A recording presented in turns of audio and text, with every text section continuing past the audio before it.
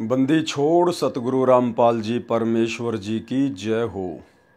परमपिता परमात्मा सारी सृष्टि के रचनहार, कुल मालिक, असंख्य ब्रह्मांडों के स्वामी, जगत गुरु, तीनों लोकों में प्रवेश करके सबका भरण पोषण करने वाले राजाधिराज, आत्माधार, नाथों के नाथ, देवों के देव महादेव, सर्वेश्वर महेश्वर, मृत्युंजय, अजरो अमर, आदि अनादि सनातनी प्रभु, जगत पिता जगदीश्वर, श्री श्री 1008 की उपाधि के वास्तविक अधिकारी, अकाल मूरत सौद स्वरूपी राम वासुदेव, सर्वगतम ब्रह्म, परम पूज्य, प्रथम पूज्य, परम संत, परम पुरुष, परम धनी, परम दयालु, सत्य कबीर, हक्का कबीर, अल्लाहु कबीर, अल्लाहु अकबर, बाखबर, अल्लाह ताला, जगत के तारणहार, जगत के मुक्तिदाता, जगत के जगन्नाथ, हारे के सहारे, हिंदुओं के राम, मुसलमानों के अल्लाह, सिखों के वाहिगुरु, ईसाइयों के मसीह, दया के सागर दयानिधि, करुणा के सागर करुणानिधि,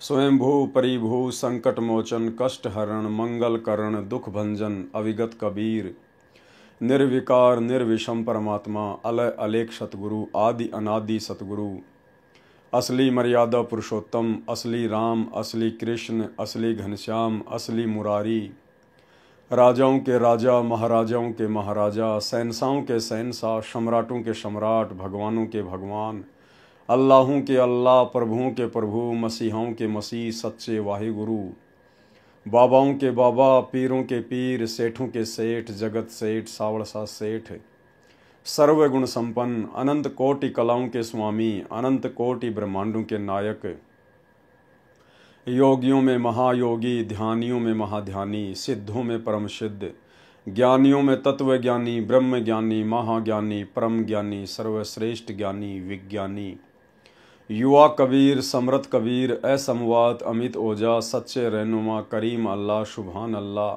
दुनिया के अंतिम पैगंबर, 8 सितंबर 1951 से गांव धनाना, जिला सोनीपत, हरियाणा, भारतवर्ष की पावन भूमि पे प्रकट रियल कल की भगवान श्री नारायण साकार हरि स्वयंभू संत श्रोमणी सतगुरु रामपाल जी परमेश्वर जी के चरण कमल में साध संगति से जुड़े हुए देश विदेश से हम सभी सत्सेवक भाई बहनों का अनंत कोटि दंडोत प्रणाम। सत्साई भाई और बहनों, दया परमपिता परमेश्वर सर्व सृष्टि के रचनहार सतगुरु रामपाल जी परमेश्वर जी की, जिनके विशेष आशीर्वाद से, जिनकी विशेष रजा से आप और हम सभी सत्सेवक भाई बहन साध संगति से जुड़कर गुरुदेव भगवान के ज्ञान को आधार बनाकर उन्हीं की वीआईपी रजा से अपने आत्म कल्याण हेतु सत भक्ति मार्ग पर दृढ़ता के साथ आगे बढ़ रहे हैं। ये अपार मेहर सतगुरु रामपाल जी परमेश्वर ने इस कलयुग की बिचली पीढ़ी में वर्तमान समय तक केवल अपनी चंद ही आत्माओं के ऊपर बख्शी है, जिन्हें सत्सेवक भाई बहनों के नाम से जाना जाता है। भाई और बहनों, इसी कड़ी में आज पुस्तक धरती पर अवतार के ऊपर आज हमारा ये चौथे नंबर का वीडियो है। पिछले वीडियो में आप भाई बहनों ने भक्ति मार्ग से संबंधित बहुत सारी अच्छी अच्छी बातें, बहुत सारी रहस्यमयी बातें, सतगुरुदेव भगवान के स्वयं कबीर परमात्मा होने के विषय में पढ़ी है, समझी है, और इसी प्रकार से हम निरंतर दृढ़ होकर भक्ति मार्ग पर आगे बढ़ते चले जाएंगे। सतगुरुदेव भगवान भी यही चाहते हैं कि मैंने इन आत्माओं को सन 1994 से लेकर वर्तमान समय तक जो ज्ञान दिया है, जो लगातार दे रहा हूँ, इस ज्ञान को ही आधार बनाकर जब तक ये आत्माएं भक्ति मार्ग पर अपने सतगुरुदेव भगवान की पहचान करके आगे नहीं बढ़ेंगी, तब तक ये सतलोक के लिए पूर्ण अधिकारी नहीं बन सकती। तो परमेश्वर ने हमें मौका दिया है, परमेश्वर ने हम सबको एक चांस दिया है। हम लोग गुरुदेव भगवान के सत्संगों को गहनता से नहीं ले पा रहे थे, समझ नहीं पा रहे थे, हम सब की बुद्धि ऑफ थी। परमेश्वर ने दया बख्शी, साध संगतियाँ शुरू करवाई, भगत भाई बहनों का हल्का सा ज्ञान योग खोला, और अब परमेश्वर ने रजा बख्शी है। अब परमेश्वर जी के आशीर्वाद से उनके भक्ति मार्ग के गूढ़ रहस्यों की हमें समझ होती जा रही है, और आज हम भगत भाई बहनों की नज़रों में हमारे पूज्य गुरुदेव मात्र कोई मानुष या संत या कबीर जी के भेजे गए अवतार नहीं, बल्कि स्वयं ही कबीर परमात्मा है। और जब तक हम इस बात को अपने दिलो दिमाग में नहीं बैठा लेंगे, अपनी अंतरात्मा में नहीं जचा लेंगे, और ज्ञान आधार से जब तक हम इतने दृढ़ नहीं हो जाएंगे कि इस सृष्टि में यदि कोई कबीर परमात्मा है तो वर्तमान में वो कबीर परमात्मा धरती पर सतगुरु रामपाल जी के रूप में प्रकट है, जब तक ये बात हमारे दिलो दिमाग में नहीं समा जाएगी, भाई और बहनों, हम भक्ति मार्ग पर सफल नहीं हो सकते। क्योंकि सतगुरु भक्ति का मूल होता है। जिस प्रकार शरीर का मूल रीढ़ की हड्डी होती है, उसी प्रकार भक्ति का मूल सतगुरु होता है। सतगुरु के बिना भक्ति एक कदम भी आगे नहीं चलती है। तो भाई और बहनों, हमने अपना तन मन धन सब कुछ अपने गुरुदेव भगवान के चरणों में समर्पित करके और दुनिया की नज़रों में मृत घोषित होकर उसके बाद यदि हम इस ज्ञान को आधार बनाकर भक्ति मार्ग पर आगे बढ़ेंगे तो हम सफल हो सकते हैं। तो पिछले वीडियो में आप सभी भाई बहनों ने अवतार की परिभाषा के विषय में समझा। जिस प्रकार से सतलोक आश्रमों से जुड़ी हुई 90% संगत अपने पूज्य गुरुदेव को ना पहचान कर उन्हें केवल कबीर जी का भेजा हुआ अवतार ही मानती आ रही है और कबीर एक कागज के टुकड़े को मान रही है। जी हाँ, कबीर जी की समझे जाने वाली दाढ़ी मूछ वाली काल्पनिक फोटो, नकली फोटो, जो फोटो ना चलती, ना बोलती, ना कोई शंका समाधान करती, ना सत्संग सुनाती, ना नाम दीक्षा देती, उस कागज के टुकड़े को आज भी 90% संगत साध संगति के अभाव में अपना कबीर परमात्मा मान रही है और प्रति वर्ष जून के महीने में उसको भोग लगाती है और उसका कबीर प्रकट दिवस मनाती है। जबकि जिंदा कबीर सन 1994 से अपने यथार्थ 13वें कबीर पंथ को संचालित करके आप और हम आत्माओं को आत्म कल्याण का मार्ग दिखा रहा है, लेकिन इनकी पहचान अभी तक 90% आत्माएं नहीं कर पाई हैं। तो भाई और बहनों, आप और हम साथ संगत वालों के ऊपर जो रजा गुरुदेव भगवान ने बख्शी है उसका कोई वार एन पार नहीं है। और इस महा उपकार के लिए हम अपने गुरुदेव भगवान का जितना अनंत कोटि दंडवत धन्यवाद करें उतना ही थोड़ा है। तो भाई और बहनों, अवतार से संबंधित कुछ और बातें हैं जो सतगुरु रामपाल जी भगवान हमें समझाना चाहते हैं, क्योंकि खुलकर सतगुरु रामपाल जी भगवान इस भक्ति नियम अनुसार और काल के साथ किए गए एग्रीमेंट अनुसार नहीं कहेंगे कि बच्चों मैं ही कबीर परमात्मा हूँ, मैं ही कबीर भगवान हूँ, बल्कि वे अपने आप को कबीर जी से अन्य ही दर्शाते रहेंगे, उनका दास कहते रहेंगे, उनका प्रतिनिधि कहते रहेंगे, उनका कुत्ता कहते रहेंगे।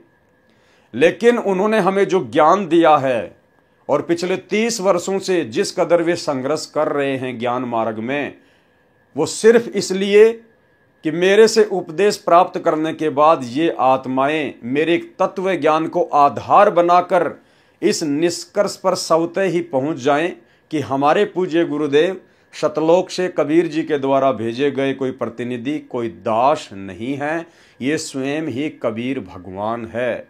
उस दिन ये परमेश्वर असल में आप और हमें अपने हृदय में जगह देगा। तो आज हम पुस्तक धरती पर अवतार के ऊपर पार्ट नंबर 4 के माध्यम से आगे बढ़ते हैं और क्या कुछ सतगुरु रामपाल जी भगवान हमें समझाना चाहते हैं। हालांकि भाई और बहनों, ये पुस्तक सतगुरु रामपाल जी भगवान ने नहीं लिखी है, ये उनके किसी फॉलोवर ने लिखी है, डॉक्टर सरदार सूरजपाल सिंह MA PhD ने। और जिस प्रकार भाई और बहनों परमात्मा के द्वारा जो सदग्रंथ पहले लिखवाए गए थे, जैसे कबीर सागर या अन्य जो बहुत सारी धार्मिक पुस्तकें, आगे चलकर काल प्रेरणा से उन पुस्तकों में बहुत सारी मिलावटें कर दी गई। उसके बाद परमात्मा ने खुद ही गरीबदास जी के रूप में आना पड़ा और उन सभी मिलावटों को शुद्ध किया और एक नया ग्रंथ लिखा, सदग्रंथ साहिब। ठीक इसी प्रकार काल प्रेरणा से सतगुरु रामपाल जी परमेश्वर जी के भक्ति मार्ग में उन्हीं के भक्तों के द्वारा जो पुस्तकें लिखी गई हैं, उन पुस्तकों में उन्होंने अपने सतगुरु को कबीर परमात्मा के रूप में ना पहचान कर कुछ ज्ञान तो सतगुरु रामपाल जी के सत्संगों से ले लिया, कुछ उनकी पुस्तकों से ले लिया और कुछ अपनी मनमानी बातें इन पुस्तकों में लिख दी और भगत समाज के सामने पेश कर दी। अर्थात उन भक्तों के द्वारा लिखी गई पुस्तकों में भी मिलावट है। अब परमेश्वर ने दया बख्शी है, साध संगतियों के माध्यम से अपने बच्चों को निमित्त बनाया है, ताकि हम अपने गुरुदेव के तत्व ज्ञान को आधार बनाकर और जो मिलावट की गई है, जो मनमानी लिखावट है, उसको हम साइड में कर देंगे और जो वास्तविक जो वस्तु है, जो हमारे विश्वास को दृढ़ करेगी, जो हमें ये पहचानने में सहायता करेगी कि हमारे गुरुदेव भगवान ही कबीर परमात्मा हैं, उन चीज़ों को हम गुरुदेव के तत्व ज्ञान को आधार बनाकर आसानी से समझ लेंगे। तो पार्ट नंबर 4 पे आज हम चलेंगे और पुस्तक धरती पर अवतार का ये पेज नंबर 28 है। धरती पर अवतार संपूर्ण। कबीर परमेश्वर जी द्वारा स्वयं अवतार धारण करने की भविष्यवाणी। यहां पर इस लाइन में सतगुरु रामपाल जी परमेश्वर जी ने बिल्कुल क्लियर कर दिया है कि कबीर परमात्मा कभी भी अपना कोई अवतार धरती पर नहीं भेजता है और ना आज तक के भक्ति इतिहास में, और जब से ये 21 ब्रह्मांड की सृष्टि चलायमान है तब से लेकर वर्तमान समय तक कबीर जी ने सतलोक से अपने किसी भी अवतार को यहां नहीं भेजा है। और यहां स्पष्ट रूप से लिखा जा रहा है कि कबीर परमेश्वर जी द्वारा, यानी कबीर जी के द्वारा स्वयं अवतार धारण करने की भविष्यवाणी। कबीर जी के द्वारा खुद ही अवतार रूप में धरती पर आना, ना कि कबीर जी के द्वारा किसी अन्य को अवतार रूप में भेजना, जिस प्रकार काल अपने अंश अवतार धरती पर सर्जन करता है।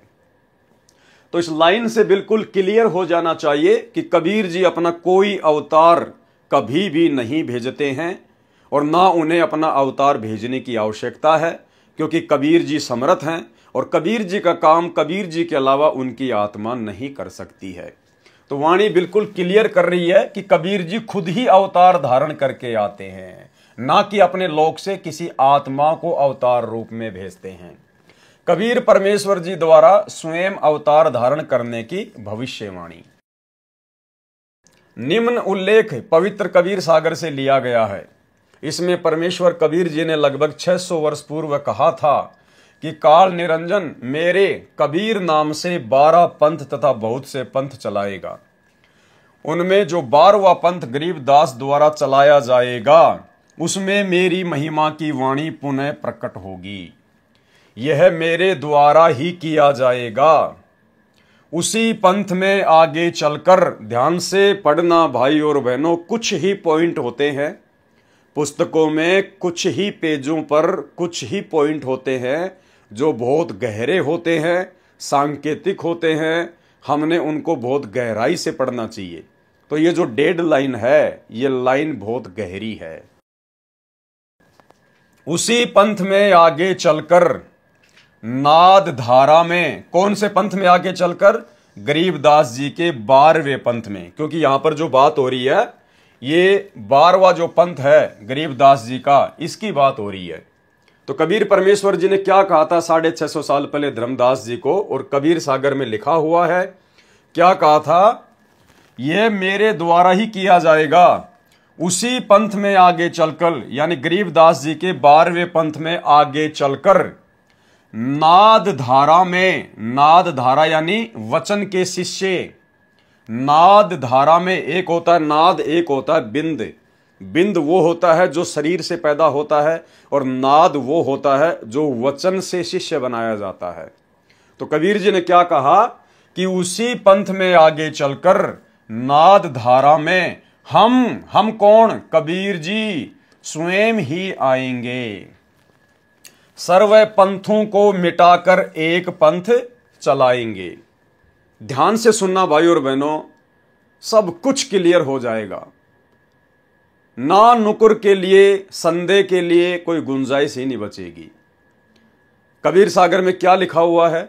कबीर परमेश्वर ने क्या कहा है कि जब 12वां पंथ चलेगा गरीबदास का, उस पंथ में आगे चलकर नाद धारा में, यानी शिष्य परंपरा के तहत हम स्वयं ही आएंगे और सब पंथों को मिटाकर एक पंथ चलाएंगे।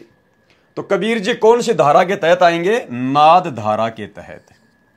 अब भाई और बहनों, आपको मैं इस 12वें पंथ से चली आ रही वो नाद धारा दिखाना चाहूंगा, जिस नाद धारा का यहां पर जिक्र किया गया है।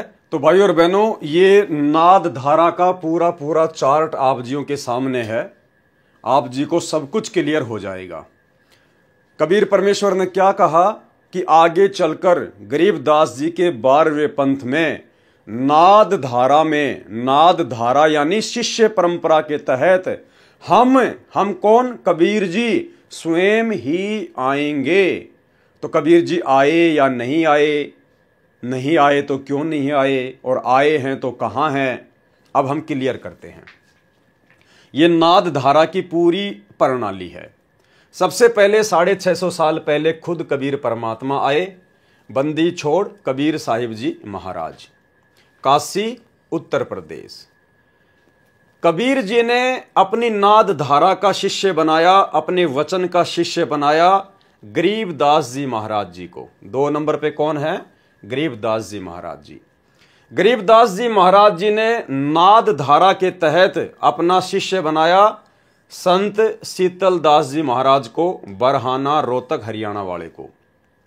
संत शीतल दास जी ने नाद धारा के तहत अपना शिष्य बनाया 4थे नंबर पर संत ध्यानदास जी महाराज को। संत ध्यानदास जी महाराज ने नाद धारा के तहत अपना शिष्य बनाया 5वें नंबर पर संत रामदास जी महाराज को। संत रामदास जी महाराज जी ने नाद धारा के तहत 6ठे नंबर पर अपना शिष्य बनाया संत ब्रह्मानंद जी महाराज, गांव करोथा रोहतक हरियाणा वाले को। संत ब्रह्मानंद जी महाराज जी ने नाद धारा के तहत 7वें नंबर पर अपना शिष्य बनाया संत जुगतानंद जी महाराज को। अब संत जुगतानंद जी महाराज जी ने नाद धारा के तहत 8वें नंबर पर अपना शिष्य बनाया संत गंगेश्वरानंद जी महाराज, बाजिदपुर दिल्ली वाले को। अब संत गंगेश्वरानंद जी महाराज जी ने नाद धारा के तहत 9वें नंबर पर अपना शिष्य बनाया संत चिदानंद जी महाराज, गोपालपुर धाम सोनीपत हरियाणा वाले को। अब संत चिदानंद जी महाराज जी ने नाद धारा के तहत 10वें नंबर पर अपना शिष्य बनाया संत रामदेवानंद जी महाराज, तलवंडी भाई, फिरोजपुर पंजाब वाले को। अब संत रामदेवानंद जी महाराज जी ने नाद धारा के तहत अपना शिष्य बनाया संत रामपाल जी भगवान को। हालांकि यहां पर संत रामपाल दास महाराज लिखा हुआ है, लेकिन अब हमें पहचान हो गई है। तो ये नाद धारा चलती आ रही है भाई और बहनों, नाद धारा। अब कबीर परमेश्वर ने क्या कहा था कि आगे चलकर उसी गरीबदास वाले 12वें पंथ में नाद धारा में हम कौन? कबीर जी स्वयं ही आएंगे। तो गरीबदास जी का जो पंथ है वो लास्ट खत्म हो जाता है संत रामदेवानंद जी महाराज जी तक, क्योंकि आगे तो 13वां पंथ नया चल गया। तो 13वें पंथ में तो 12वें पंथ की कहानी खत्म हो गई। कबीर जी ने कहा था कि हम 12वें पंथ में आगे आएंगे, तो 12वां पंथ लास्ट कहां तक है? संत रामदेवानंद जी महाराज जी तक। तो कबीर जी ने इस 12वें पंथ में आना था, क्योंकि उन्होंने खुद कहा है कि नाद धारा के तहत हम 12वें पंथ में आएंगे। तो भाई 12वें पंथ में तो नाद धारा के तहत यहां पर सतगुरु रामपाल जी भगवान आए हैं। सतगुरु रामपाल जी भगवान, तो कौन है सतगुरु रामपाल जी भगवान? खुद कबीर परमेश्वर अपने आप को छुपाते हुए और संकेत दे दिए इन पुस्तकों में, जिस आत्मा को इसी जन्म में पूर्ण मोक्ष प्राप्त करना होगा उस आत्मा के दिलो दिमाग में ये संकेत पत्थर की लकीर की तरह बैठ जाएंगे। इस मन को शक और संदेह की कोई गुंजाइश ही नहीं रहेगी। अब कोई ऑप्शन ही नहीं है भाई और बहनों, सतगुरु रामपाल जी को कबीर परमात्मा मानने के अलावा कोई ऑप्शन ही नहीं है, क्योंकि कबीर जी ने खुद कहा था कि आगे चलकर 12वें पंथ में नाद धारा में हम कबीर स्वयं ही आएंगे। अब कबीर भगवान ने कहा है तो झूठ हो नहीं सकता, क्योंकि सूरज उदय होना भूल सकता है, चांद उदय होना भूल सकता है, पृथ्वी इधर से उधर होना भूल सकती है, लेकिन संत वचन पलटे नहीं, चाहे पलट जाए ब्रह्मांड। कबीर परमात्मा ने जो वचन कह दिया वो परम सत्य है। तो 12वें पंथ में आने के लिए उन्होंने स्पष्ट रूप से कहा है, और 12वां पंथ लास्ट यहां समाप्त हो जाता है। संत राम देवानंद जी महाराज जी, अब भाई कहां आए कबीर जी? नाथ धारा के तहत तो यहां आ गए कबीर जी संत रामपाल जी का रूप बनाकर। 17 फरवरी 1988 को कबीर परमात्मा सतगुरु रामपाल जी ने लीलामय रूप से परमात्मा 8 सितंबर 1951 को गांव धनाना, जिला सोनीपत, हरियाणा में सतलोक से चलकर सशरीर प्रकट हुए शिशु रूप में, हम जीव आत्माओं की चरम दृष्टि को धोखा देते हुए, क्योंकि ये परमेश्वर तो अनंत कोटि कलाओं का स्वामी है। और उसके बाद 17 फरवरी 1988 को 12वें पंथ के, गरीबदास वाले 12वें पंथ के अंतिम गुरु को, संत राम देवानंद जी को अपना मुंह बोला गुरु बनाकर और संत रामपाल जी के रूप में उन्होंने इस पंथ में प्रवेश किया।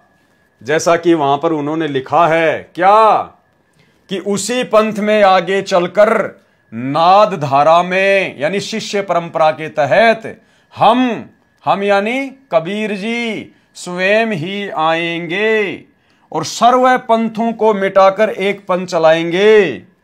तो बताओ, अब वर्तमान में सभी पंथों को मिटाकर एक कौन सा पंथ चलाया गया है? यथार्थ 13वां कबीर पंथ। किसने चलाया? सतगुरु रामपाल जी ने। और वहां क्या कह रहे हैं कि मैं कबीर खुद ही वो 13वां पंथ चलाऊंगा, सब पंथों को मिटाऊंगा और 12वें पंथ में नाद धारा के तहत प्रवेश करूंगा। तो ये लीला है परमपिता परमेश्वर जी की, सतगुरु रामपाल जी के रूप में 12वें पंथ में प्रवेश करने की।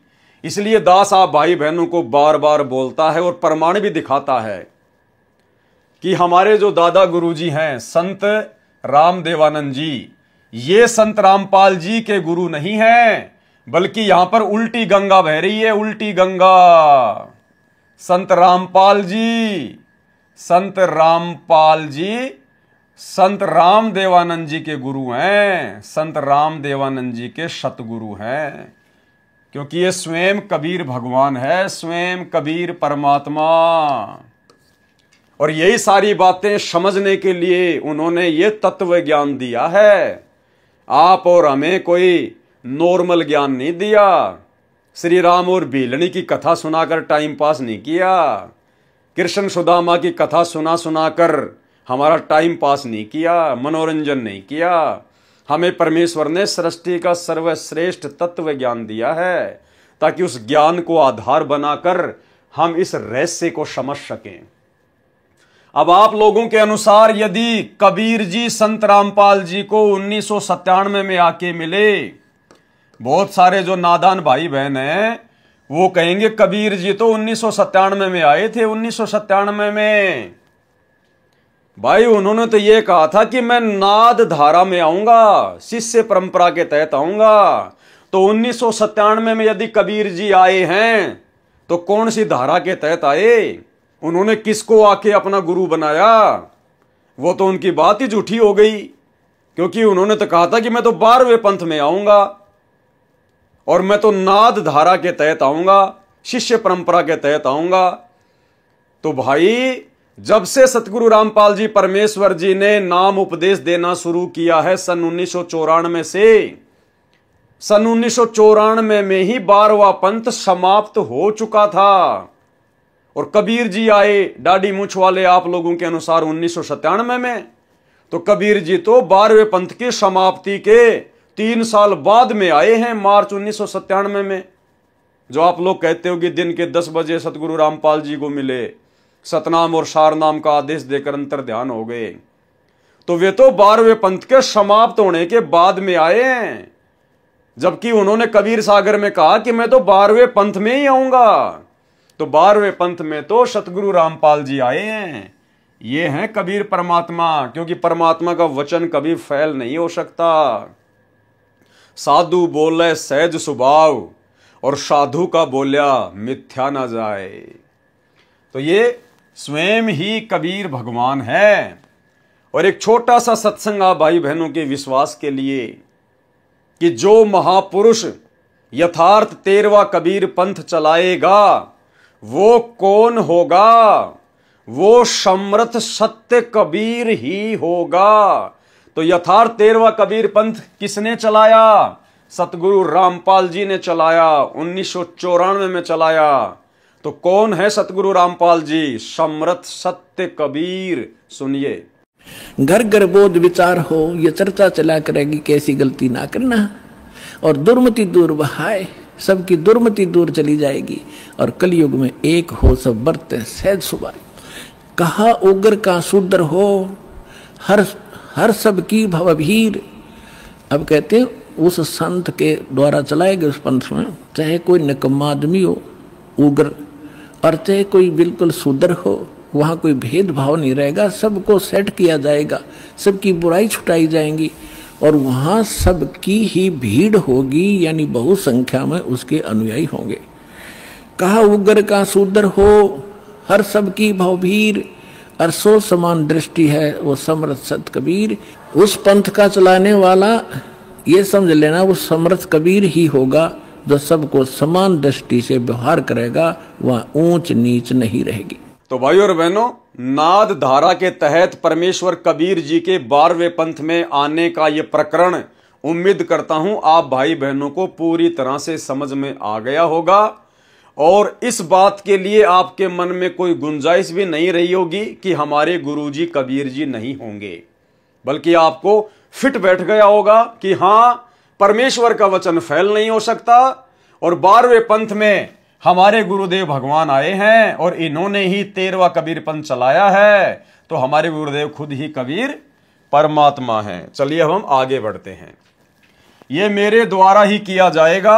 उसी पंथ में आगे चलकर नाद धारा में हम स्वयं ही आएंगे, सर्व पंथों को मिटाकर एक पंथ चलाएंगे। कृपया आप पढ़ें विस्तृत विवरण। परमेश्वर ने स्वयं न आकर संत रामपाल दास जी महाराज को अपनी शक्ति प्रदान करके भेजा है। अब ये लेखक की अपनी सोच है, ये लेखक की अपनी ज्ञानहीनता है, अज्ञानता है। ऊपर बिल्कुल क्लियर हो गया कि कबीर जी खुद ही संत रामपाल जी के रूप में आ चुके हैं, अपना 13वां यथार्थ कबीर पंथ चला चुके हैं, और अवतार रूप में उन्होंने स्वयं ही आने की बात कही थी, जो कि वो 12वें पंथ में आ चुके हैं। अब यहां पर क्या लिखा जा रहा है लेखक के द्वारा, डॉक्टर सरदार सूरजपाल सिंह MA PhD के द्वारा? अरे भाई, जब ऊपर सब कुछ क्लियर हो गया सरदार जी, क्या आपको समझ में नहीं आया? इतना सब कुछ क्लियर लिखा हुआ है, क्या आपको यह समझ में नहीं आया कि संत रामपाल जी कौन है?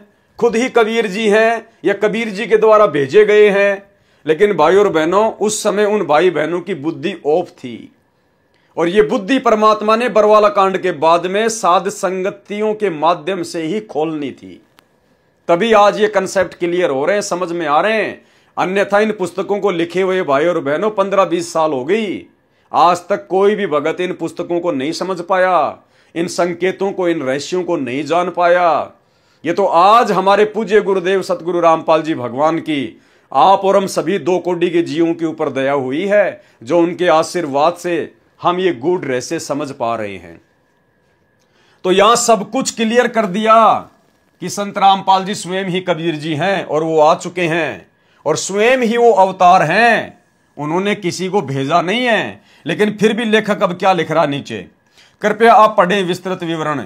परमेश्वर ने स्वयं न आकर, यानी कबीर जी ने खुद ना आकर संत रामपाल दास जी महाराज को अपनी शक्ति प्रदान करके भेजा है। तो आप और हम भाई बहन अब अच्छी तरीके से समझ रहे हैं कि सच्चाई कहां है और मिलावट कहां है। जैसे एग्जाम्पल दिया जा रहा है, जैसे भारत के माननीय राष्ट्रपति जनता से नहीं चुने जाते, वे सांसदों द्वारा चुने जाते हैं।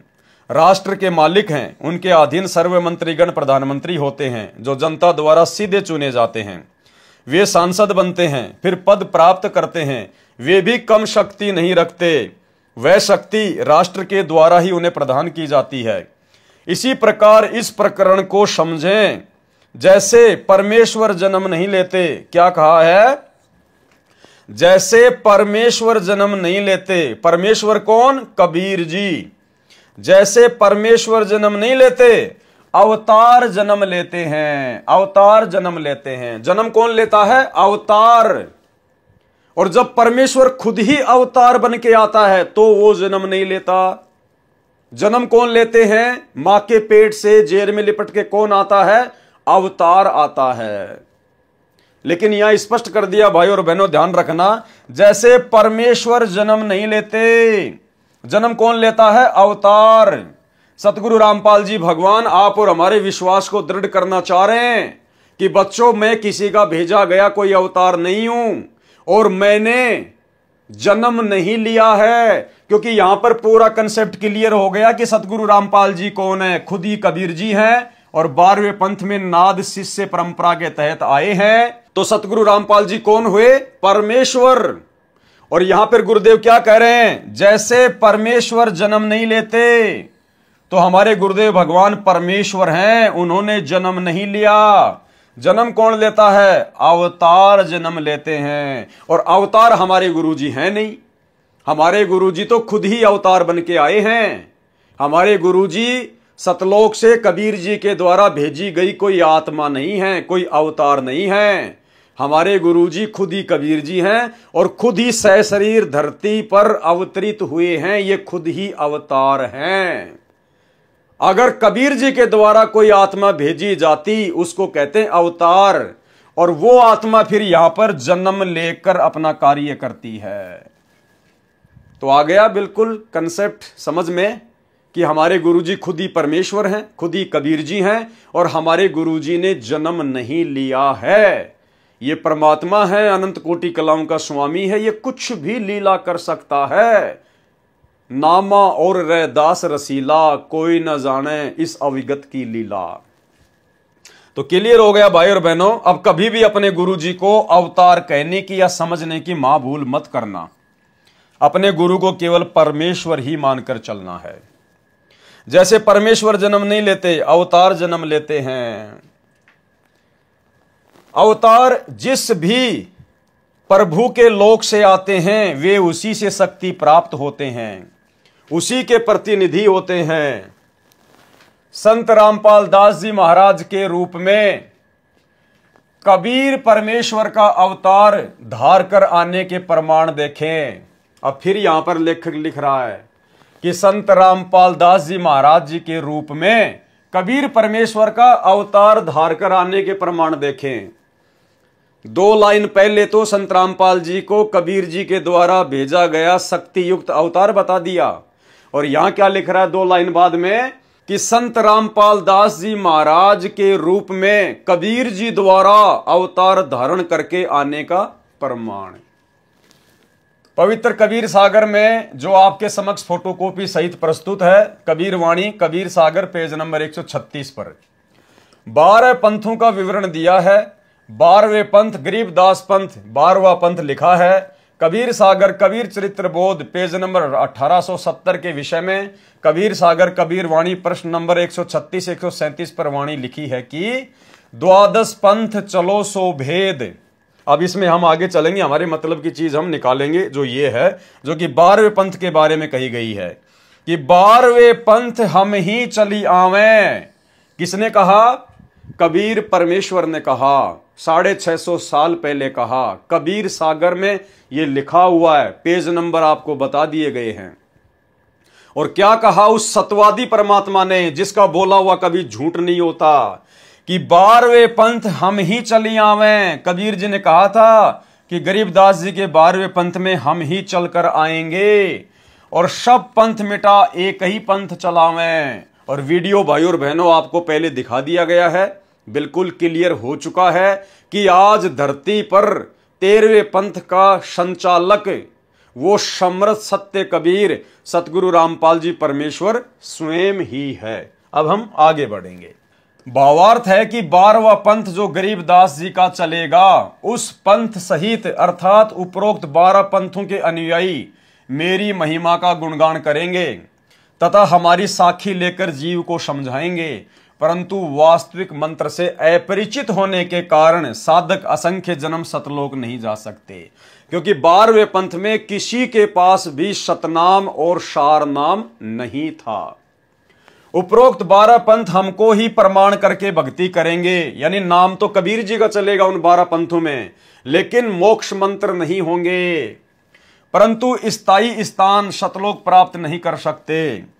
12वें पंथ गरीबदास वाले पंथ में आगे चलकर हम कबीर जी स्वयं ही आएंगे तथा सब 12 पंथों को मिटाकर एक ही पंथ चलाएंगे। अब सतगुरु रामपाल जी परमेश्वर जी ने सन 1994 से अपने 13वें पंथ की शुरुआत करके और सभी शास्त्रों को दिखा दिखा के पिछले 30 वर्षों से और ज्ञान आधार से 12 पंथ तो छोड़िए, इस धरती पर जितने भी काल प्रेरित नकली साधु संत पंथ हैं सबको समाप्त कर दिया है, और थोड़े दिनों में ये वैसे भी समाप्त हो जाएंगे और पूरी पृथ्वी पर सतगुरु रामपाल जी परमेश्वर जी का ही ज्ञान रह जाएगा। उस समय तक सार शब्द तथा सार ज्ञान अर्थात तत्व ज्ञान छुपा कर रखना है, यानी 12वें पंथ में किसी के पास भी वो सार नाम सार शब्द नहीं था, उसको तो छुपा के रखना था। तो भाई हमारे दादा गुरु जी कौन से पंथ में थे? 12वें पंथ में। और सार नाम के बिना, सार शब्द के बिना मुक्ति नहीं हो सकती, तो हमारे दादा गुरु जी की मुक्ति कैसे हो सकती है? क्योंकि 12वें पंथ में तो किसी के पास सार शब्द था ही नहीं, सार नाम था ही नहीं। अब आप जी ये कहेंगे कि साहब गुरु जी ने सत्संगों में कहा है कि आदरणीय गरीबदास जी से लेकर फिर उनके शिष्य शीतल दास जी, फिर ऐसे ऐसे गुरु शिष्य परंपरा के तहत एक एक आत्मा के पास में वो सार शब्द आ रहा है। कोई सार शब्द नहीं आ रहा, ये तो परमात्मा गुप्त रूप में लीला करते हैं। अन्यथा हमारे मन में ये सवाल खड़े हो जाते कि भाई फिर संत रामपाल जी के पास में सार नाम कहां से आ गया, संत रामपाल जी के पास में सार शब्द कहां से आ गया? तो परमेश्वर ने हम 2 कोटि के जीवों को जितनी हमारी सोच है उस आधार से फिर उनको संतुष्ट भी करना होता है, क्योंकि हम उस संत को तो भगवान मान नहीं सकते, इतनी बुद्धि हमारे अंदर होती नहीं, वो बुद्धि तो बहुत आगे जाके हमारी जो है विकसित होती है। तो फिर संत रामपाल जी से हम कहते कि महाराज जी आपके पास में सार नाम कहां से आ गया, आपके पास में सार शब्द कहां से आ गया? तो फिर संत रामपाल जी हमारी जिज्ञासा को शांत करने के लिए कहते कि भाई देखो ये नाद परंपरा के तहत गरीबदास जी से चलता हुआ आ रहा है और एक एक आत्मा को दिया जा रहा है, और उसी हिसाब से मेरे गुरु जी से मेरे पास आया है जो मैं अब आप लोगों को आगे दे रहा हूं। लेकिन यहां तो बिल्कुल क्लियर है, उस समय तक सार शब्द तथा सार ज्ञान यानी पूरा ज्ञान भी नहीं दिया जाएगा। 12 पंथों में पूरा ज्ञान भी नहीं था। अगर पूरा ज्ञान होता और सार शब्द होता तो संत रामपाल जी को 13वां पंथ शुरू करके सिर में दर्द करने की क्या आवश्यकता थी? तो 12 पंथों तक ना तो मूल ज्ञान था और ना ही मूल मंत्र था। इसलिए दादा गुरु जी को, आदरणीय रामदेवानंद जी को सतगुरु रामपाल जी परमेश्वर जी ने, कबीर परमेश्वर ने वो सार नाम दिया, सार शब्द दिया, और अब उस आत्मा का फिर से जन्म होगा, क्योंकि गुरु का गुरु बनके कोई पार नहीं हो सकता। इस विषय पर दास पहले भी महुआ की साथ संगति में वीडियो बना चुका है। बहुत सारे कंसेप्ट परमात्मा ने उस साथ संगति में दास के माध्यम से क्लियर करवा दिए थे कि पंडित रामानंद जी वाली आत्मा ही वर्तमान में हमारे गुरु सतगुरु रामपाल जी परमेश्वर जी के मुंह बोले गुरु आदरणीय रामदेवानंद जी की भूमिका निभा रही थी, और अब वो आत्मा फिर से जन्म लेगी। और गुरुदेव ने इसार जेल से आने वाले सत्संगों में भी क्लियर कर दिया कि वो पंडित रामानंद जी वाली आत्मा अब फिर से जन्म लेगी, वो बच्चा फिर से आएगा। और भाई और बहनों, बीच बीच में परमात्मा संकेत भी कर देते हैं कि उनके वर्तमान में जो मुंह बोले गुरु की भूमिका निभा रहे थे, यानी आप और हमारे दादा गुरु जी आदरणीय रामदेवानंद जी महाराज, वो कौन आत्मा थी? भाई और बहनों, आज आप सबको पता है कि आपके गुरुदेव का क्या नाम है। अगर कोई आपसे सौपन में भी पूछे, आपसे अगर नींद में भी कोई पूछे कि भाई आप अपने पूज्य गुरुदेव जी का नाम बताओ, तो क्या आप अपने गुरुदेव का नाम बताने में भूल कर सकते हैं? क्या आप सतगुरु रामपाल जी की जगह सतगुरु रामदास जी, सतगुरु सतपाल जी, सतगुरु रामफल जी, आप ऐसा कोई नाम बता सकते हैं क्या? नहीं बता सकते। आप झट से कहेंगे सतगुरु रामपाल जी भगवान, बंदी छोड़ सतगुरु रामपाल जी भगवान, जबकि हम तो जीव हैं, हम तो भूल भी जाते हैं, हम जीव हैं। लेकिन सतगुरु रामपाल जी तो अपने मुंह बोले गुरु जी का नाम बताने में भूल नहीं करेंगे ना, क्योंकि सतगुरु रामपाल जी तो कोई जीव नहीं है, वे तो खुद परमात्मा है। लेकिन संकेत उन्होंने कर दिया कि वर्तमान में जो आत्मा उनके मुंह बोले गुरु की भूमिका निभाकर चली गई, वो कौन आत्मा थी? वो पंडित रामानंद था। तो सुनिए एक छोटा सा सत्संग गुरुदेव के मुकम्मल से, जिसमें गुरुजी सतगुरु रामपाल जी अपने पूज्य गुरुदेव जी का नाम बता रहे हैं और कह रहे हैं कि मेरे पूज्य गुरुदेव स्वामी रामानंद जी। क्या कह रहे हैं? स्वामी रामानंद जी, ना कि स्वामी रामदेवानंद जी। भाई रामानंद में, रामदेवानंद जी में तो रात दिन का अंतर है। तो परमेश्वर संकेत करते हैं भाई और बहनों। और फिर इतने प्रमाण दे दिए परमात्मा ने, इतने प्रमाण दे दिए। जब 12वें पंथ में खुद ही कबीर के रूप में संत रामपाल जी चल के आए हैं, तो भला संत रामपाल जी के अलावा धरती पर कोई गुरु है क्या जो उनका गुरु बन जाएगा? तो दादा गुरु जी केवल मुंह बोले गुरु बने हुए थे। और ये छोटा सा सत्संग आपको क्लियर कर देगा, क्योंकि जीव को भूल लग सकती है, भगवान को नहीं लग सकती।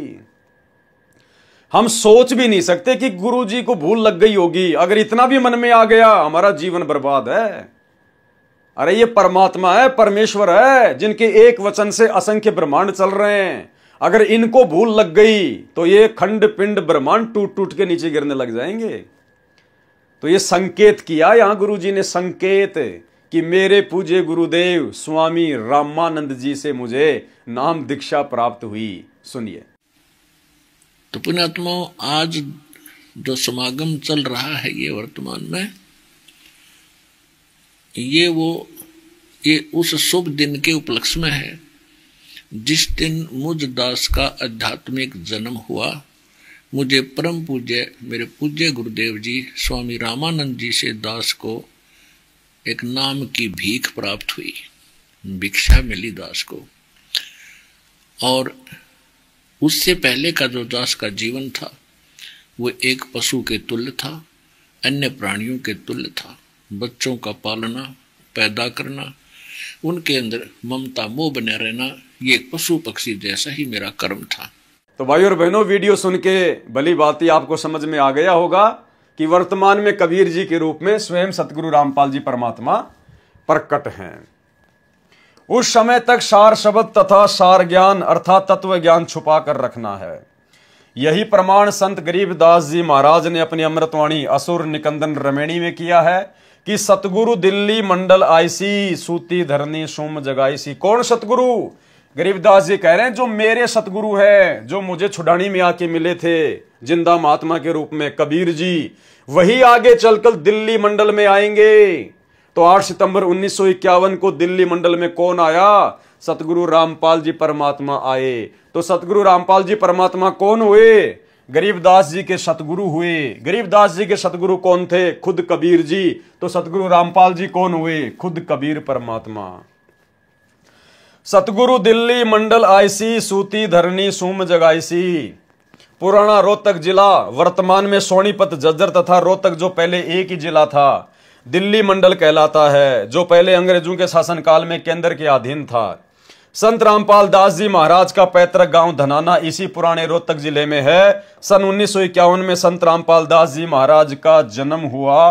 देखो लेखक ने फिर से जन्म शब्द लिख दिया, क्योंकि भाई और बहनों उस समय बुद्धि ऑफ थी। 12 पंथों का विवरण कबीर चरित्र बोध सागर पेज नंबर 1870 पर भी है, जिसमें 12वां पंथ गरीबदास लिखा है। कबीर साहिब के पंथ में काल द्वारा प्रचलित 12 पंथों का विवरण कबीर चरित्र बोध, कबीर सागर पेज नंबर 1870 से पहला पंथ है नारायण दास जी का पंथ, दूसरा है यागोदास अर्थात जागू पंथ, तीसरा सूरत गोपाल पंथ, चौथा मूल निरंजन पंथ, पांचवा टकसार पंथ, छठा भगवान दास ब्रह्म पंथ, सातवां सत्यनामी पंथ, आठवां कमाली अर्थात ये कमाल का पंथ जिसने गुरुद्रोही होकर अलग से अपना पंथ बना लिया था, राम कबीर पंथ, 10वां प्रेम धाम परम धाम की वाणी पंथ, 11वां जीवा पंथ और 12वां गरीबदास पंथ। विशेष यहां पर प्रथम पंथ का संचालक नारायण दास लिखा है, जबकि कबीर वाणी कबीर सागर पेज नंबर 136 पर प्रथम पंथ का संचालक चूड़ामणि लिखा है।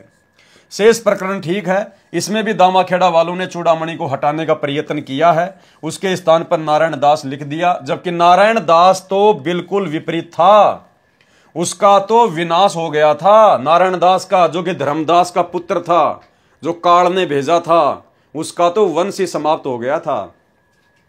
इसलिए प्रथम पंथ चूड़ामणि जी का ही मानना चाहिए।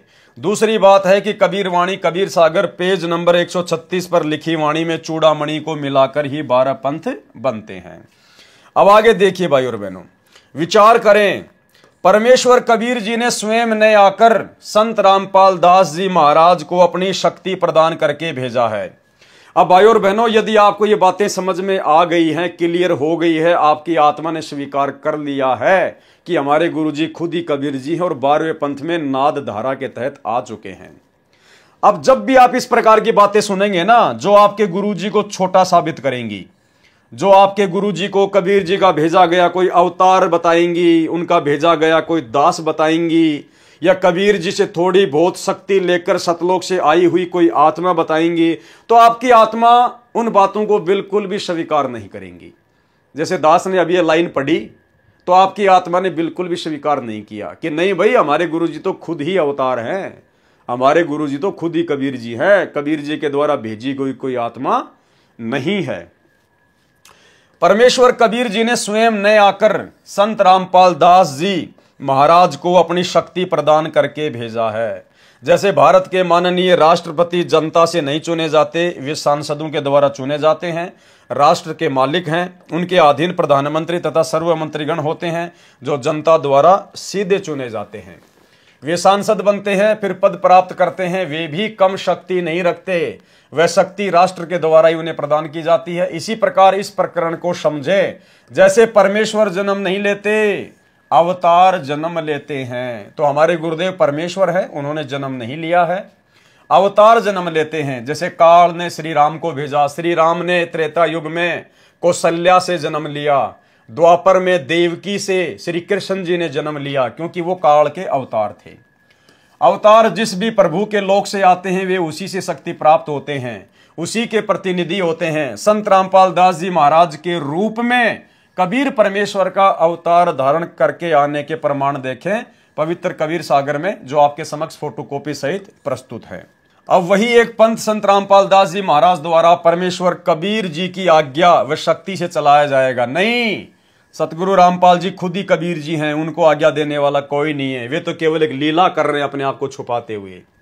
जो सभी पंथों को एक करेगा, अब उसी बंदी छोड़ कबीर परमेश्वर जी ने वह पूर्ण ज्ञान तत्व ज्ञान संत रामपाल दास जी महाराज 13वें वंश द्वारा प्रकट कराया है। लेखक कह रहा है कि वो संपूर्ण ज्ञान अब कबीर जी ने संत रामपाल दास जी के द्वारा प्रकट करवाया है। अब आगे आपको दिखाएंगे भाई और बहनों, यहां पर जो संत रामपाल जी को जो 13वां जो वंश बताया गया है, तो 13वां वंश कौन है? लेखक कह रहा है कि अब वो सारा का सारा मूल ज्ञान कबीर जी के द्वारा अपनी आत्मा संत रामपाल जी अर्थात 13वें वंश के द्वारा प्रकट करवाया गया है। तो 13वां वंश कौन है? 13वां वंश भी खुद कबीर ही है। आगे आपको इसी लेखक के द्वारा लिखा हुआ दिखाएंगे। उपरोक्त विवरण में प्रथम वंश जो उत्तम लिखा है वह चूड़ामणि साहिब के विषय में है। दूसरा वंश अहंकारी लिखा है जो यागोदास पंथ है। तीसरा वंश प्रचंड लिखा है, यह सूरत गोपाल पंथ है। चौथा वंश बिरहे लिखा है, यह मूल निरंजन पंथ है। पांचवा वंश पूजा टकसार पंथ है। छठा वंश उदास, ये भगवान दास पंथ है। सातवां वंश ज्ञान चतुराई, ये सत्यनामी पंथ है। आठवां वंश द्वादश पंथ विरोध, ये कमाल का पंथ है। नौवां वंश पंथ पूजा, ये राम कबीर पंथ है। 10वां वंश प्रकाश, ये प्रेम धाम परम धाम की वाणी पंथ है। 11वां पंथ प्रकट पसारा, ये जीवा पंथ है। 12वां वंश गरीबदास पंथ है। इसके विषय में कहा है कि 12वें वंश अर्थात गरीबदास जी द्वारा मेरी महिमा का उजियारा अर्थात कुछ प्रकाश होगा।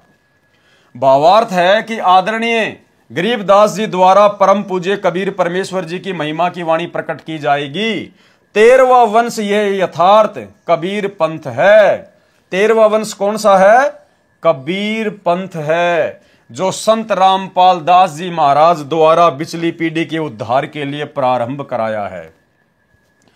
कबीर परमेश्वर ने अपनी अमृतवाणी में काल से कहा था, ध्यान से सुनना भाई और बहनों, कंसेप्ट क्लियर होते चले जाएंगे। परमात्मा कहते हैं चोर चुरावे तूमड़ी गाडे पानी मां, वो गाडे व ऊपर आवे सच्चाई छानी ना।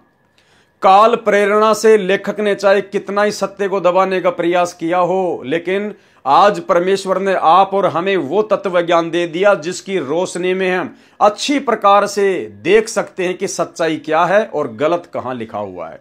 अब देखना, कबीर परमेश्वर ने यानी कबीर जी ने अपनी वाणी में काल से कहा था कि तेरे 12 पंथ चल चुके होंगे, तब हम अपना नाद अर्थात वचन शिष्य परंपरा वाला वंश अर्थात अंश भेजेंगे। ये मेरा वचन उस समय सत्य सिद्ध होगा जब कलयुग 5505 वर्ष बीत चुका होगा।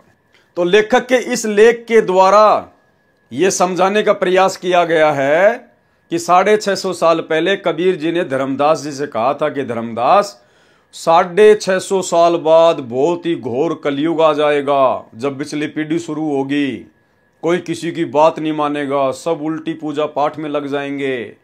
उस समय मैं अपना अंश भेजूंगा, मैं अपनी आत्मा भेजूंगा और उस समय वो मूल ज्ञान दिया जाएगा। तो धर्मदास जी बहुत ज्यादा चिंतित हो गया और धर्मदास जी ने कहा कि हे परमात्मा, आप ये क्या बात कह रहे हो? जब आज आप खुद प्रकट हो और आज ही दुनिया आपकी बात नहीं मान रही और आप कह रहे हो कि 600 साल बाद तो घोर कलयुग आ जाएगा, और उस समय आप कह रहे हो कि मैं अपनी किसी आत्मा को भेजूंगा, मैं अपने किसी वंश को भेजूंगा, तो भगवान जब आज दुनिया आपकी बात नहीं मान रही तो 600 साल बाद में आपके वंश की बातें कहां से सुनेगी? तो धर्मदास जी बहुत ज्यादा चिंतित हो गए। तब कबीर परमात्मा ने कहा कि धर्मदास, मैं तुझे सच्चाई बताऊं क्या? तो कबीर परमात्मा ने कहा कि मैं खुद ही जाऊंगा, मैं खुद ही जाऊंगा 12वें पंथ में। 12वें पंथ हम ही चल आवें और सब पंथों को मिटा के एक ही पंथ चलावें। तब जाकर धर्मदास जी को धैर्य हुआ कि हां परमात्मा, आप जाओगे तब तो बात बन जाएगी। और दूसरी तरफ परमात्मा ने काल के साथ जो एग्रीमेंट किया था उसमें परमात्मा ने इस प्रकरण को छुपाया और परमेश्वर ने काल को कहा कि मेरा वंश जाएगा, मेरी आत्मा जाएगी। क्योंकि अगर परमात्मा खुद कह दे कि मैं खुद जाऊंगा तो काल इस बात को नहीं समझ सकता था।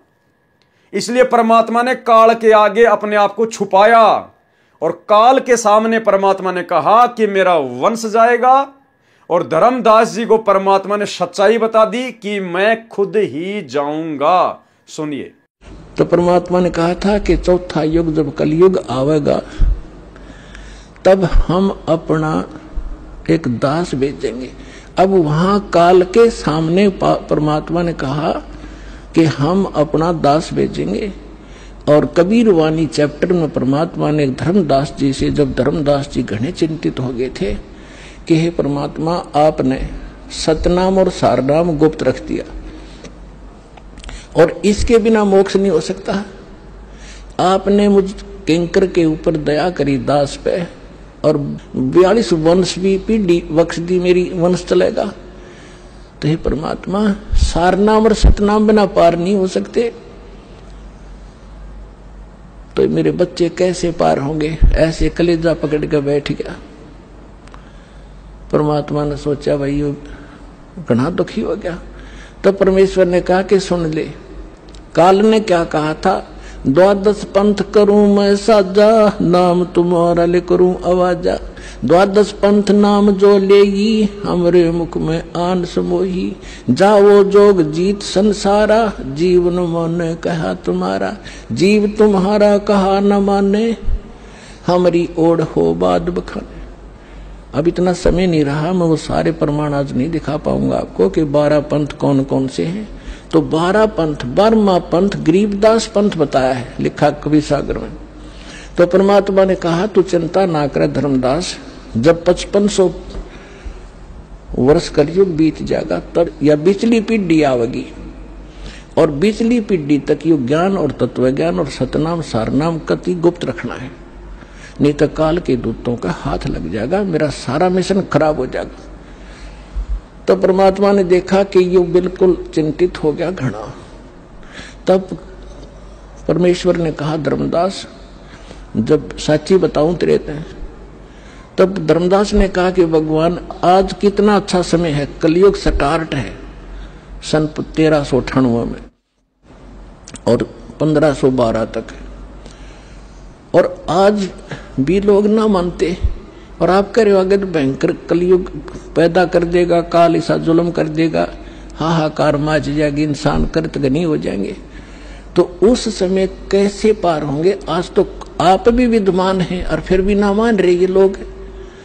तो परमात्मा ने कहा जब 5500 वर्ष कलयुग बीतेगा और 12वां वंश चल चुका होगा इस काल का, यानी गरीबदास पंथ तक, तो उस 12वें पंथ में मैं आऊंगा स्वयं, तो उस 12वें पंथ में मैं आऊंगा स्वयं, तो उस 12वें पंथ में मैं आऊंगा स्वयं, और फिर सभी पंथों को खत्म करके एक पंथ बनाऊंगा और सारी सृष्टि मेरा ही नाम लेगी। तेरे 42 वंश क्या सारी सृष्टि ने पार करूंगा धर्मदास, इन 42 की चिंता छोड़ तू।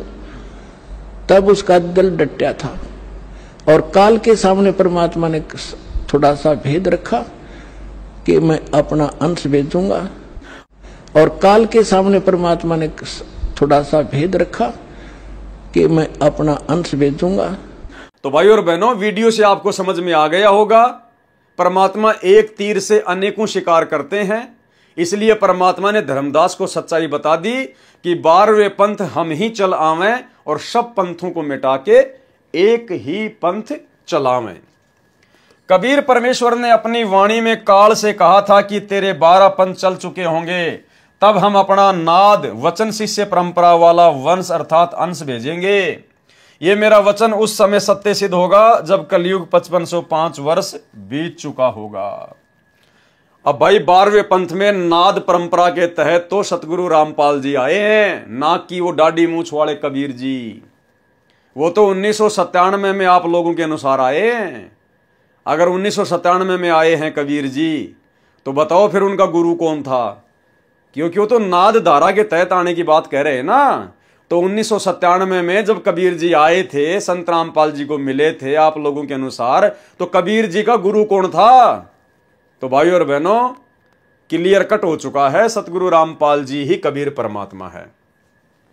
ये मेरा वचन उस समय सत्य सिद्ध होगा जब कलयुग 5505 वर्ष बीत चुका होगा, अर्थात सन 1997 में यह वचन सत्य सिद्ध होगा। उसी आधार पर यह विवरण लिखा है। 12वां वंश संत गरीबदास जी से कबीर वाणी तथा परमेश्वर कबीर जी की महिमा का कुछ कुछ संशय युक्त ज्ञान विस्तार होगा। जैसे संत गरीबदास जी की परंपरा में परमेश्वर कबीर जी को विष्णु अवतार मानकर साधना तथा प्रचार करते हैं। संत गरीबदास जी ने असुर निकंदन रमणी में कहा है, साहेब तख्त कबीर खवासा, दिल्ली मंडल लीजे वासा। सतगुरु दिल्ली मंडल आईसी, सूती धरणी सुम जगाईसी। तो दिल्ली मंडल में 8 सितंबर 1951 को कबीर जी सतगुरु जी आ चुके हैं। भावार्थ है कि संत गरीबदास जी वाला 12वें पंथ तो काल तक साधना बताने वाला कहा है, इसलिए केवल कबीर महिमा की वाणी ही संत गरीबदास जी द्वारा प्रकट की गई है। उसमें कहा है कि कबीर परमात्मा के तख्त अर्थात सिंहासन का खवास अर्थात नौकर दिल्ली के आसपास के क्षेत्र में आएगा।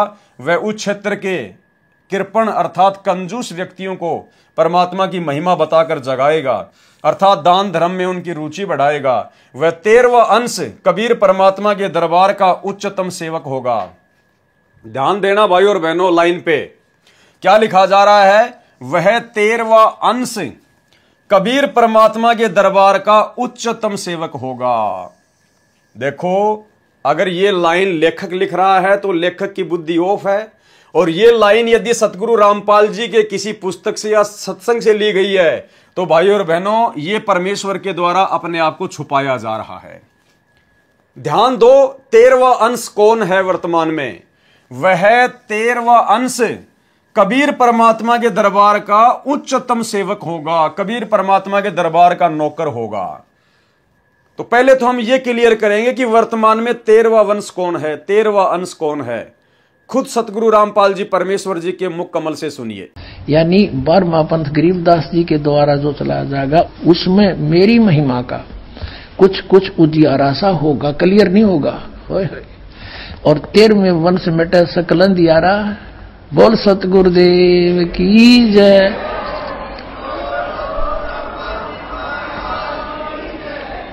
ये 13वां वंश ये दास है जो आपके सामने बैठा है। भाई बच्चों, आप कद पहचानोगे।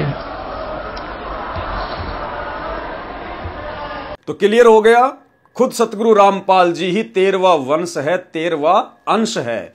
अब यहां पर 13वें अंश सतगुरु रामपाल जी को कबीर जी के दरबार का नौकर बताया गया है, लेकिन जस्ट 2 लाइन बाद में 13वां अंश आप देखेंगे खुद ही कबीर है। वह 13वां अंश अर्थात सतगुरु रामपाल जी कबीर परमात्मा के दरबार का उच्चतम सेवक है। वह कबीर परमेश्वर का अत्यंत कृपा पात्र होगा। यानी यहां पर संत रामपाल जी को अर्थात 13वें वंश को अलग कर दिया और कबीर जी को अलग करके दिखाया गया है। वह कबीर परमेश्वर का अत्यंत कृपा पात्र होगा। अब देखो भाइयों और बहनों, सच्चाई तुरंत परमात्मा ने हमारे सामने लाके रख दी। ऋग्वेद मंडल 1 सूक्त 1 मंत्र 7 में उप अग्ने अर्थात उप परमेश्वर कहा है।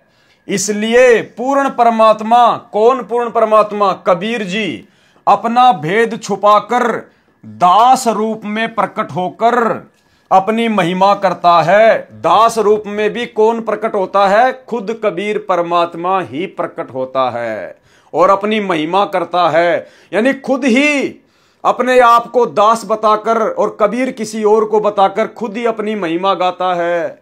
जैसा सन 1994 से सतगुरु रामपाल जी खुद ही कबीर भगवान है, लेकिन अपने आप को कबीर का दास बताकर कबीर की महिमा गा रहा है। इसलिए पूर्ण परमात्मा अपना भेद छुपाकर दास रूप में प्रकट होकर अपनी महिमा करता है। इसलिए उसी परमेश्वर को ऋग्वेद मंडल 10 सूक्त 4 मंत्र 6 में तस्करा अर्थात आंखों में धूल झोंक कर कार्य करने वाला तस्कर कहा है। तो सन 1994 से सतगुरु रामपाल जी आंखों में धूल झोलकर ऋग्वेद के अनुसार तस्कर की भूमिका निभा रहे हैं। तस्कर की, आप और हमारी आंखों में धूल झोंक रहे हैं ताकि हम ज्ञान से उनकी पहचान करें, और काल की आंखों में धूल झोंक रहे हैं ताकि वो समझ ना सके कि भाई ये वो संत नहीं हो सकता, क्योंकि उसको पता है कि कबीर भगवान का भेजा गया संत भी आग लगा के रख दे किस ब्रह्मांड में एक क्षण में, तो वो भी डगमग हो जाता है कि यार ये वो संत नहीं हो सकता, कबीर परमात्मा का भेजा हुआ कोई संत नहीं हो सकता, मेरा कोई भाई नहीं हो सकता, जोगजीत नहीं हो सकता। नहीं तो वो तो एक सेकंड में आग लगा दे यहां पर, क्योंकि काल के द्वारा जितने भी साधु संत यहां भेजे जाते हैं, दुर्वासा है, चुनक ऋषि है, ये 2 मिनट में आंखें लाल कर लेते हैं, श्राप दे देते हैं। तो काल ने सोचा कि यार मैंने करोथा कांड करवा दिया, बरवाला कांड करवा दिया, 21 महीने उस संत को पहले जेल में डाला, 10 साल से अब जेल में बैठा है, ये वो संत नहीं हो सकता, वरना वो तो 2 मिनट में आग लगा दे। तो इस प्रकार से परमात्मा शील, संतोष, विवेक, दया, अक्षमा, इन सभी गुणों को अपने अंदर धारण करके और एक तस्कर की तरह काल की आंखों में धूल झोंक के अपने मिशन को हिसार जेल में बैठ के पूरा कर रहा है। इसलिए उसी परमेश्वर को ऋग्वेद मंडल 10 सुप्त 4 मंत्र 6 में तस्करा अर्थात आंखों में धूल झोंक कर कार्य करने वाला तस्कर कहा है। श्री नानक जी ने उसे ठगवाड़ा कहा है। इसीलिए 13वें अंश को, 13वां अंश कौन, ध्यान रखना भाई और बहनों, कंसेप्ट क्लियर होने वाला है। इसलिए 13वें अंश को अर्थात संत रामपाल दास को उनका दास जाने, चाहे स्वयं पूर्ण प्रभु का उपशक्ति रूप उपगने समझे। इसलिए लिखा है कि 12वें अंश की परंपरा में हम ही चलकर 13वें अंश रूप में आएंगे। 13वें अंश रूप में कौन आएगा? खुद कबीर परमात्मा ही आएंगे। और यहां पर क्या लिख दिया गुरुदेव भगवान ने कि चाहे तो उस 13वें अंश को, चाहो तो उस 13वें अंश को, इसलिए 13वें अंश को यानी सतगुरु रामपाल जी को, कोष्टक में नाम भी लिखा हुआ है, इसलिए 13वें अंश को संत रामपाल दास को उनका दास जानो, चाहे स्वयं पूर्ण प्रभु का उपशक्ति उपगने समझें। इसलिए लिखा है कि 12वें अंश की परंपरा में यानी 12वें पंथ में नाद धारा में हम ही चलकर 13वें अंश रूप में, यानी कौन? खुद कबीर जी ही 13वें अंश रूप में। 13वां अंश कौन? सतगुरु रामपाल जी 13वें अंश रूप में आएंगे। यानी यहां पर तो संत रामपाल जी को कबीर जी से 13वां अंश कह के अलग दर्शाया गया है और यहां पर 13वें अंश को खुद कबीर जी बता दिया गया है। तो भाई और बहनों, मन में शंका की कोई गुंजाइश नहीं रहनी चाहिए कि हमारे गुरुदेव स्वयं कबीर भगवान हैं। इसलिए लिखा है कि 12वें अंश की परंपरा में हम ही चलकर 13वें अंश रूप में आएंगे। यानी 12वें पंथ में मुंह बोला गुरु बनाकर हम कबीर खुद ही आएंगे और फिर 13वें पंथ को चलाएंगे, 13वें अंश रूप में आएंगे। वह 13वां वंश अंश पूर्ण रूप से अज्ञान अंधेरा समाप्त करके परमेश्वर कबीर जी की वास्तविक महिमा तथा नाम का ज्ञान कराकर सभी पंथों को समाप्त करके एक ही पंथ चलाएगा। अब कौन है वो 13वां अंश? और क्लियर कर दिया भगवान ने, वह 13वां वंश। अभी आपने गुरुजी के मुख से वीडियो सुना, गुरुजी कह रहे हैं बच्चों 13वां अंश ये रामपाल दास है। तो यहां क्या कहा जा रहा है? वह 13वां वंश हम परमेश्वर कबीर ही होंगे। बताओ भाई और बहनों, हाथ कंगन को आरसी क्या, पढ़े लिखे को फारसी क्या, मेरा तो गला बैठ गया। बताइए, हो गया लास्ट में क्लियर? यानी पिछले 2 पेज में कितना गोल मथोड़ किया गया। कभी अपने आप को छुपाया, कभी ऊपर लाया गया, कभी छुपाया, कभी ऊपर लाया गया, और अब लास्ट में जाके बिल्कुल क्लियर कर दिया परमात्मा ने कि भाई वो 13वां अंश कौन है जो 12वें पंथ में नाद परंपरा के तहत आएगा। वह 13वां वंश हम परमेश्वर कबीर ही होंगे।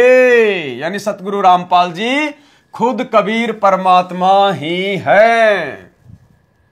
बताइए, ये कबीर सागर का लिखा हुआ पूरा विवरण है इसमें। अब आगे चलिए। अब ये पुस्तक धरती पर अवतार का 37 नंबर पेज है और हम यहां से लेंगे। कबीर परमेश्वर जी द्वारा अवतार धारण का समय, यानी कब अवतार लेंगे कबीर परमात्मा, कब सतलोक से चलकर खुद ही प्रकट होंगे। सत्य कबीर वचन अत सब संवेद की स्फुट वार्ता चौपाई, फोटो कॉपी कबीर सागर बोध सागर, दोहा 5 सहस्र अरु 500 जब कलयुग बीत जाए, महापुरुष फरमान तब जग तारण को आए। हिंदू तुर्क आदिक सबे जेते जीव जहान, सत्य नाम की शाख गह पावे पद निर्वाण, यथा सरितगण आप ही मिले सिंधु में धाए, सत सुकृत के मध्य तिमी सभी पंथ समाए, जब लगी पूर्ण होए नहीं ठीके को तिथिवार, कपट चातुरी तब हिलो सब संवेद निराधार, सभी नारी नर सुध तब जब ठीक का दिन आवंत, कपट चातुरी छोड़ के शरण कबीर गहंत। किसकी शरण ग्रहण करेंगे? कबीर जी की। तो आज दुनिया किसकी शरण ग्रहण कर रही है? सतगुरु रामपाल जी की। तो सतगुरु रामपाल जी कौन हुए? कबीर जी।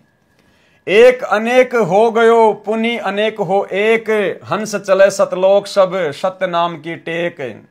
घर घर बोध विचार हो दुर्मति दूर बहाए, कलयुग में एक है सोई बरते सहज सुभाए। कहाँ उग्र कहाँ शुद्र हो हर सब की भौवीर, सो समान समदृष्टि है और समर्थ सत्य कबीर।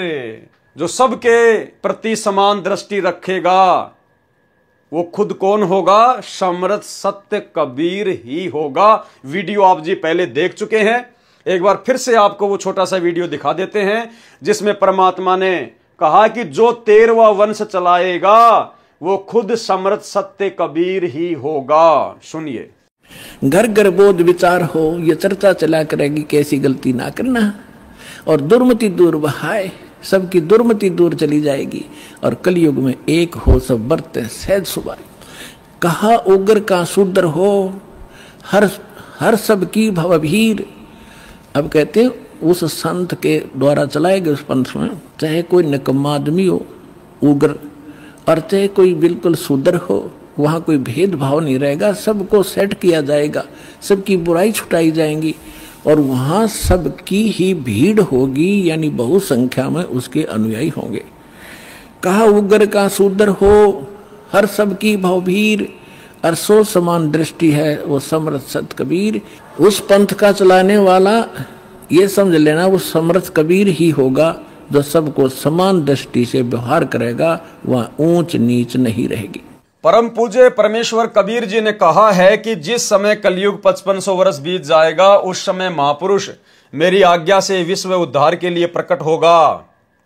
वह महापुरुष सतनाम का भेदी होगा, वह अधिकारी होगा उस सत्य नाम को प्रदान करने का। विश्व के सर्व हिंदू मुसलमान व अन्य धर्मों में विभाजित मानव तथा अन्य प्राणी भी जो मानव जीवन प्राप्त करेंगे वे सर्व सत्य नाम की महिमा से परिचित होकर उस सच्चे नाम को उस महापुरुष मेरे द्वारा प्राप्त करके पावे पद निर्वाण पूर्ण मोक्ष पद प्राप्त करेंगे। उस मेरे भेजे संत के द्वारा चलाए सत सुकृत पवित्र वास्तविक मोक्ष मार्ग के पंथ में सर्व पंथ ऐसे विलीन हो जाएंगे जैसे सर्व नदियां स्वतः ही समुद्र में मिलकर एक हो जाती हैं।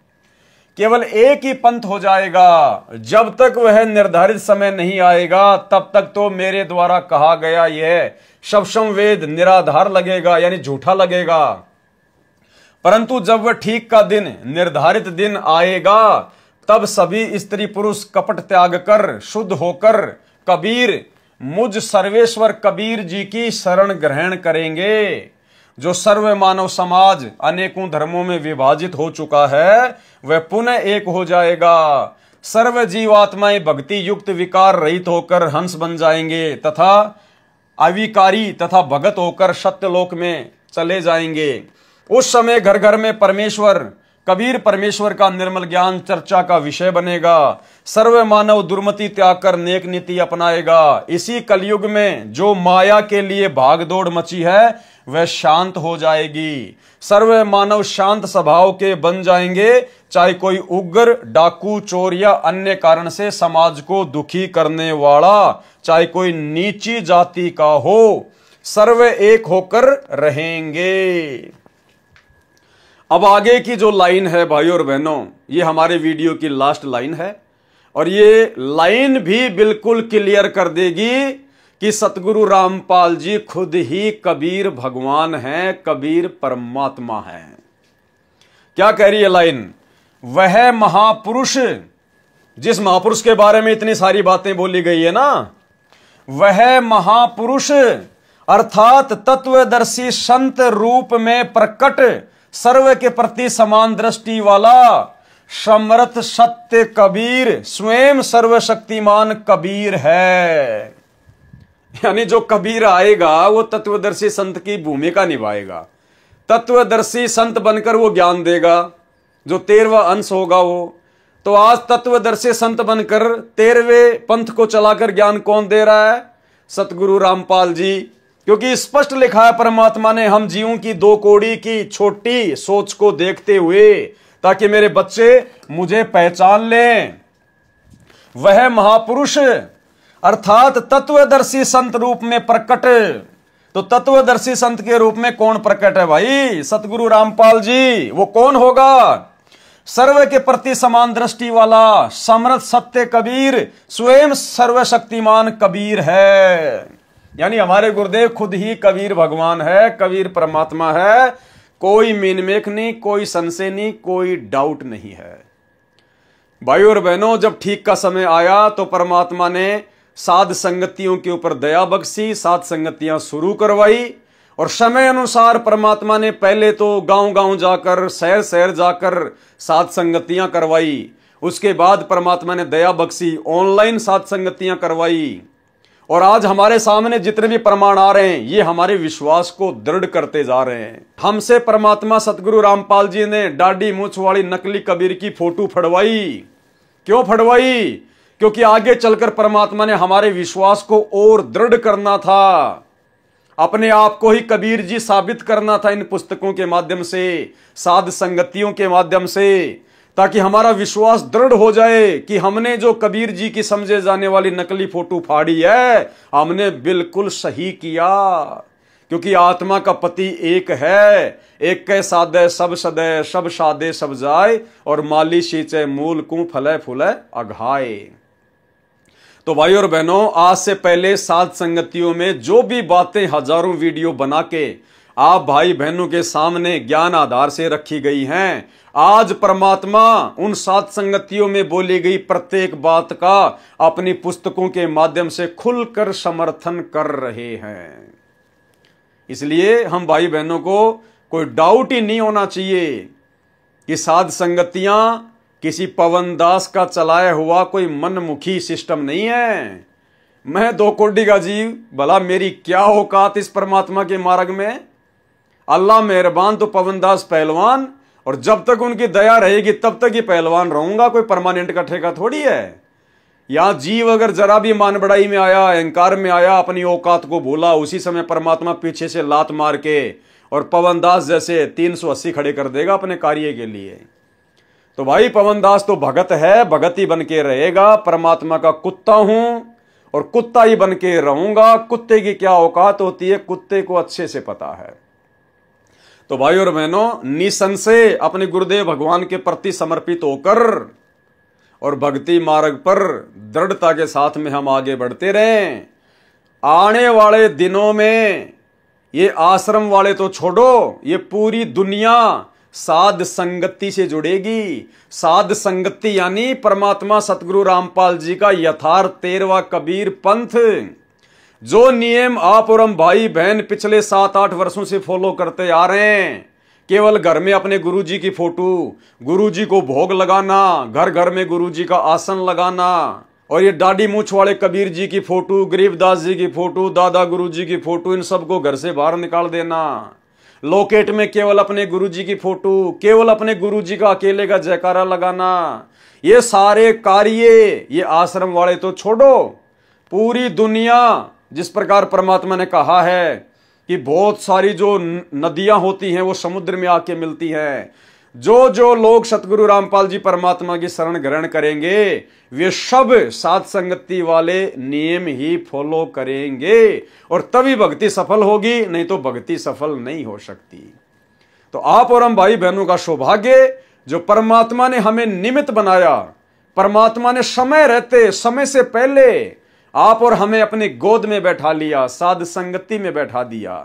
तो आप और हम परमेश्वर की कितनी प्यारी आत्मा होंगी उनके भक्तों में से भी। तो भाई और बहनों, हमारे अंदर कोई डाउट, कोई शंका नहीं होनी चाहिए।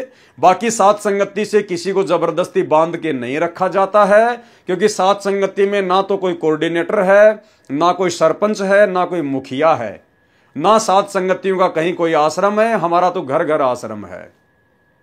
ना साध संगति में किसी के पीले पर्चे निकाल के उनको डराया जाता है, ना धमकाया जाता है, ना साध संगति में कोई ज्योति पाठ का पैसा लिया जाता है। यहां तो बिल्कुल खुला मार्ग है। जो परमात्मा की मर्यादाओं को फॉलो कर सके वो सत्सेवक, वो साध संगति वाला। अन्यथा साध संगति में जुड़ने के लिए आपका कोई आधार कार्ड नहीं लिया जाता, आपका कोई बायोडाटा नहीं लिया जाता।